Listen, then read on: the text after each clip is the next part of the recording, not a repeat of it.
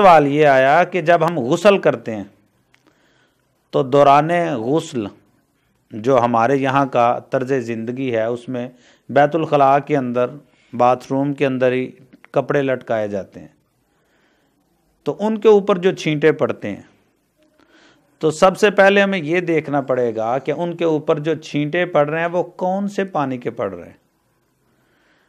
अगर तो एक बंदा अपने जिस्म से नजासत उतार रहा है और नजस पानी जो है उसके कपड़े उससे भीग रहे हैं तो लिहाजा वो नापाक है।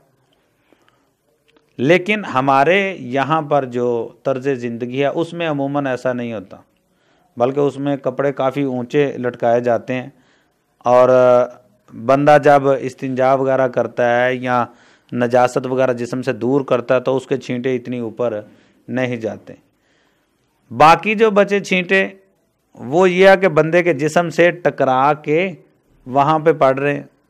अब इसका जिस्म जो है उसके ऊपर नजासत नहीं है, तो ये पानी जो टकरा रहा है ये मुस्तामल के हुक्म में, तो मुस्तामल पानी से कपड़े नापाक नहीं होते।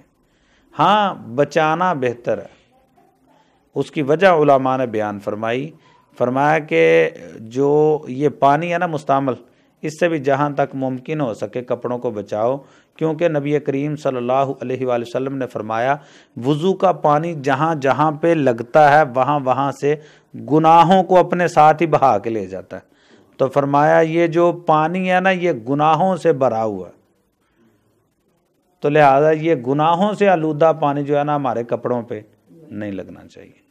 बचाना बेहतर है, लेकिन अगर लग गया तो कोई इसके अंदर गुनाह वगैरह वाली बात नहीं है।